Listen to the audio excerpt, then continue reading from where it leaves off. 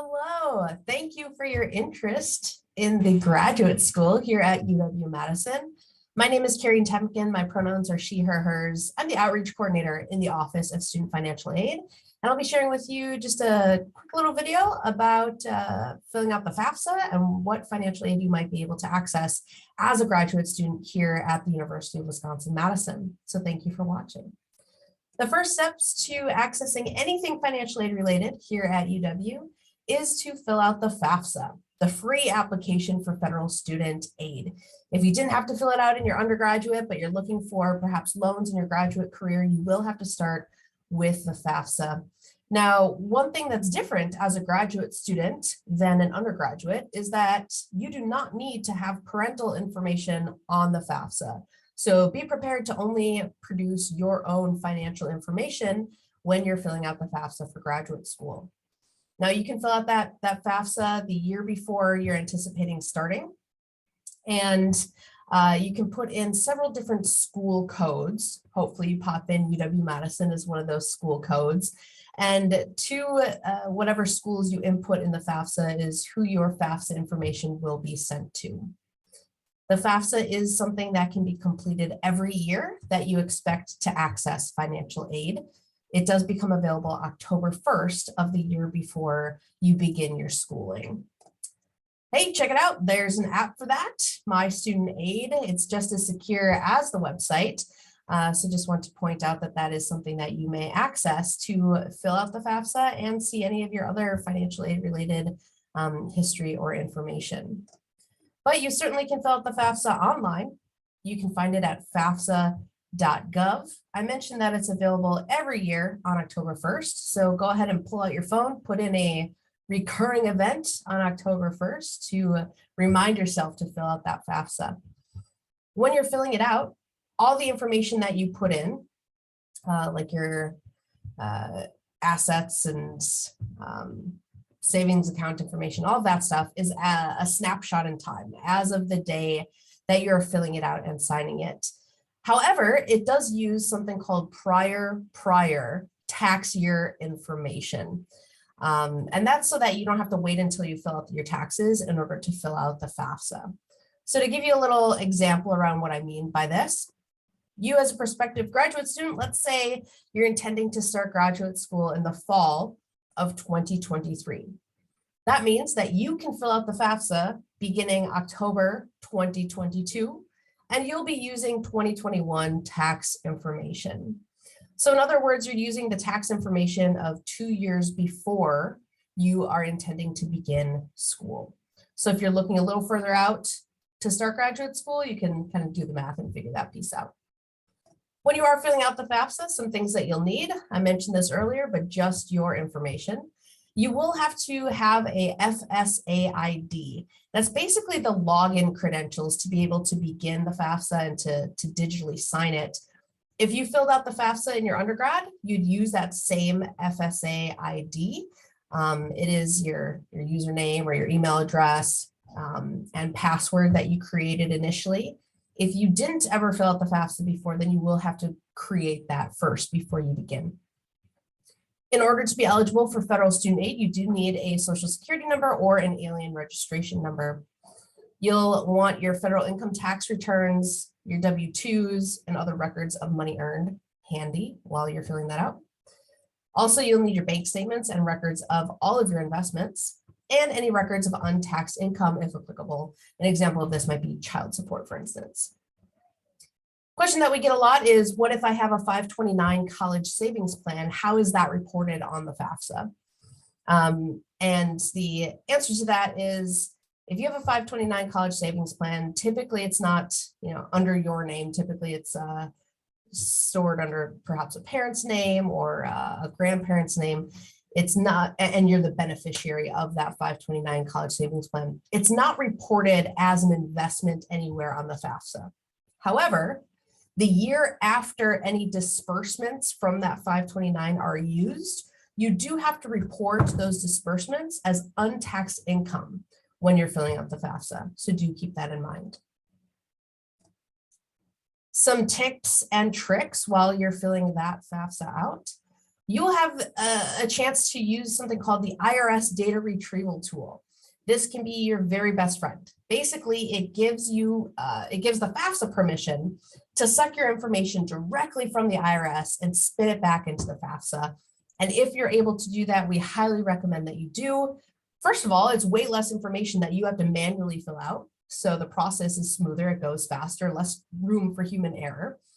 And it lowers your chances of being selected for a process called verification, which a little less than a quarter or so of all FAFSAs get flagged by the federal government for verification, just meaning that you have to provide extra documentation to show that what you put on the FAFSA is accurate. If you use the IRS data retrieval tool, it lowers your chances of being selected for verification from the get-go. Another thing that I want to point out is that the FAFSA is a federal website being used by hundreds of thousands of families all across the nation, usually right around the same time of year. So sometimes technology, right, it can be a little glitchy. Now I say that not to give the FAFSA a bad rap. They're really fast at hearing about those glitches and fixing them. But it's important that you plan ahead, right? Don't wait until the day before your classes are going to start or day before that your bill is going to be due to fill out the FAFSA. Plan ahead, get that taken care of right away. If you do have questions about what a entry box is asking for in the FAFSA, there is a little question mark bubble next to all the questions that you can click, and it gives you a little bit more details of what the question is actually asking and where you might find that information. If you still have more questions, I highly recommend going to the Contact Us section and using the live chat agent. It's super helpful. They have pretty late hours too. I believe they're open until 10 p.m. Eastern. So check out that chat function. Another thing that I want to name is, hey, we are still feeling the impacts of this pandemic that's ongoing. So if your financial circumstances are different when you start school than what your FAFSA shows, or based on your tax information from 2 years ago, things like a job loss, for instance, you can always reach out to our office and we can use more current financial circumstances. That being said, I do want to make it clear that graduate students at UW-Madison have access to $20,500 in federal direct loans. And that's what I'll be talking more about later here. But we're always happy to take a peek and reassess. But graduate students, unlike undergraduate, don't have access to grants, for instance, or like need-based grants. Maybe you've heard of the Pell Grant. That's not eligible for graduate students. So just want to make that clear as well. When you're filling out the FAFSA, we get some questions around assets. Do not report any of your retirement assets or retirement investments on the FAFSA.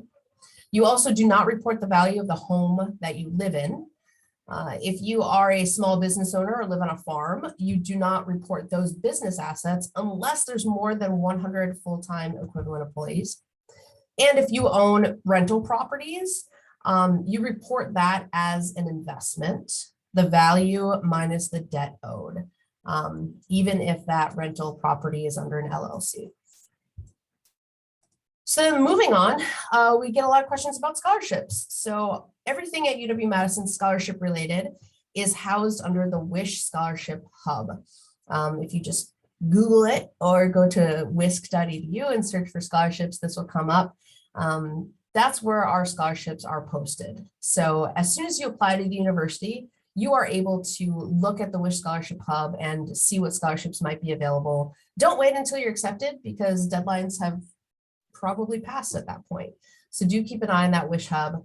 Something I also want to mention too is that if you're asking about anything department specific, like fellowships, TA ships, things, all the ships other than scholarships, you're going to want to talk to the department specifically. The Office of Student Financial Aid doesn't handle any of that type of funding. So you're going to want to have those conversations with the department that you're applying to see what sort of funding is available outside of financial aid and scholarships. Going back to scholarships though, don't get scammed. Unfortunately, there's a lot of national search sites that are just trying to bamboozle you. If you're being asked for credit card information or your social security number, keep moving on. Here's a list of trusted national search sites.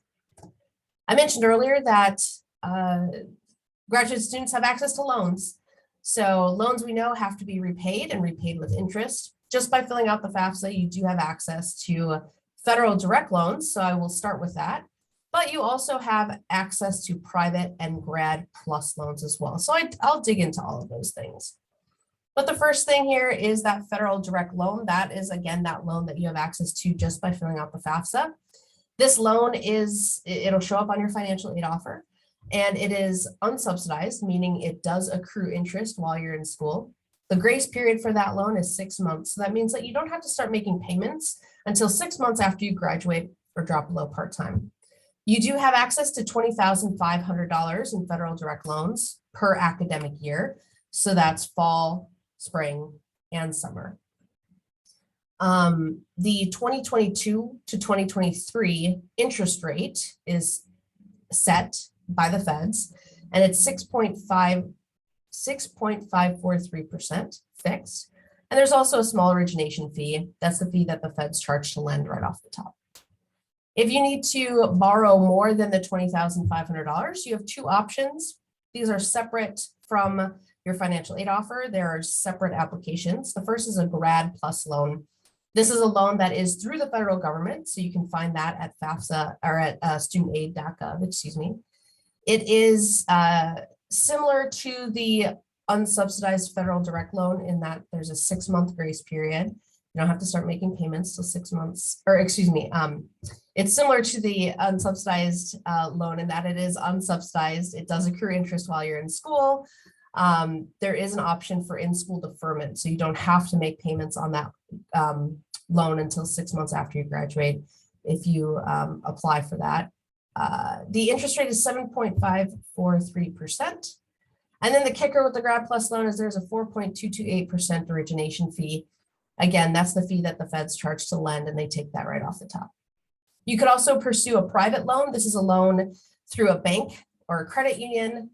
Depending on your credit history, you may need a cosigner, and the interest rate on that loan is based on your credit or your cosigner's credit.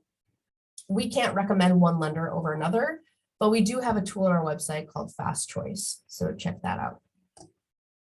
We also recommend that you check out employment opportunities. You can go to studentjobs.wisc.edu. There's a filter, so you can even filter by graduate assistant programs, graduate assistant research programs, teaching assistantships, fellowships, to see what's available and listed at the Student Jobs website.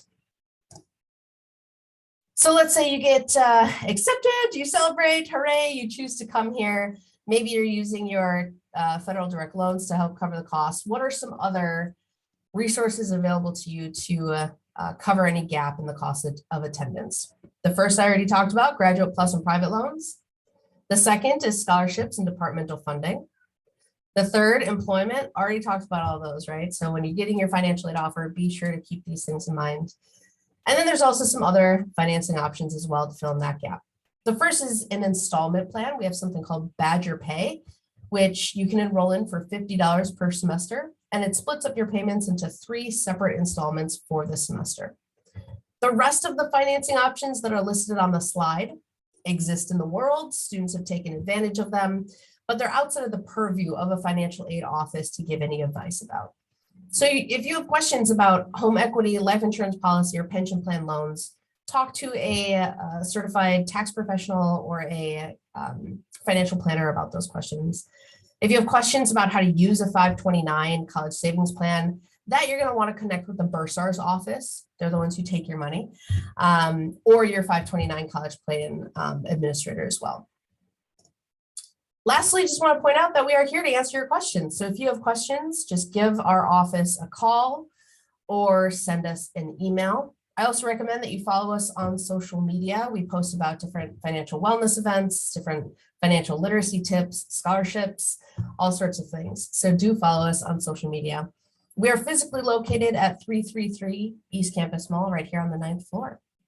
All right, well, thank you again for considering UW-Madison for your graduate career. If you have questions, please reach out, and on Wisconsin. Take care.